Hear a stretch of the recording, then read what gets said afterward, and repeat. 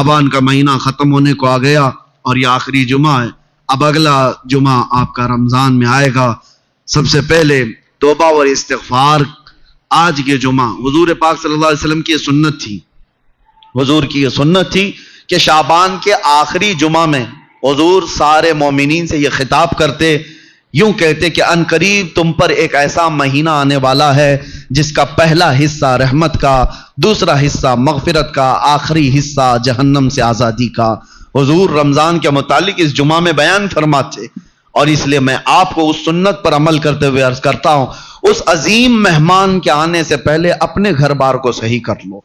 तैयारियां ऐसी करो जैसे किसी मेहमान का इस्तकबाल हो। रमज़ान की तैयारियों में घरों की सफाई सिर्फ कचरे से नहीं, गलाजतों से, गुनाहों से, अय्याशियों से, आवारगियों से, इन तमाम से बच्चों को टाइम टेबल बना दो कि बेटा रमज़ानुल मुबारक है, तुम्हारी ये गेम खेलने का वक्त नहीं है, तुम्हारी ये टीवी पर बैठने का वक्त नहीं है, ये सीरियल और फिल्मों का वक्त नहीं है, ये सब चीज़ें बंद करो।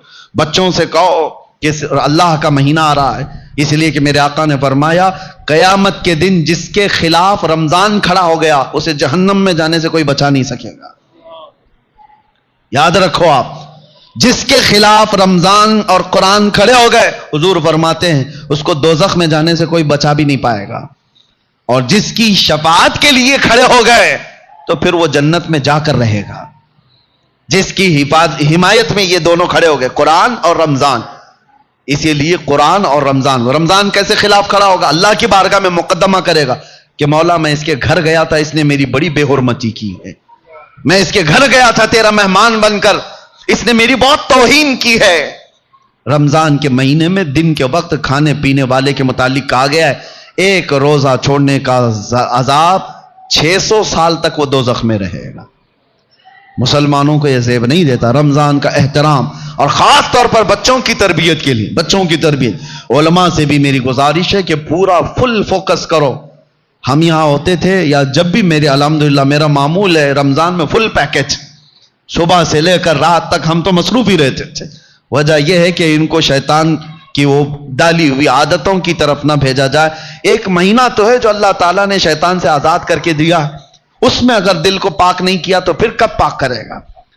बच्चों को खास तौर पर एक चीज की तरफ ले आओ, इनके ये मोबाइल की दुनिया। बहुत सारे माँ बाप, कल मैं आपको देख रहा हूं, माँ बाप हमसे कह रहे हैं कि हमारी बात से अब बच्चे मानते नहीं, डर लग रहा है इनको बोलेंगे तो उलट पलट कर देंगे, मार पीट करने लग जाएंगे। आज ये नौबत आ गई माँ बाप की कि तुम बच्चों को रोक नहीं सकते, इनके हाथ से मोबाइल नहीं ले सकते। अक्सर घरों का हाल है ये, मैं आपको बता रहा हूं, अक्सर घरों का। लेकर के दिखाओ, ये तो ऐसा नशा है जैसे चरसी और गंजेड़ी को चरस और गांजे से रोका जाए तो वो मारपीट पे आ जाता है, उससे बड़ा नशा हो गया है। रमजान बेहतरीन महीना है इनकी तरबियत के लिए। सब लोग ये अहद करो, उनसे कहो ठीक है मोबाइल तुम्हारे हाथ में रहे, लेकिन अल्लाह से डरते हुए कभी भी गंदी तस्वीरें तो दूर की बात है, तुम्हें गेम खेलने की भी इजाजत नहीं है।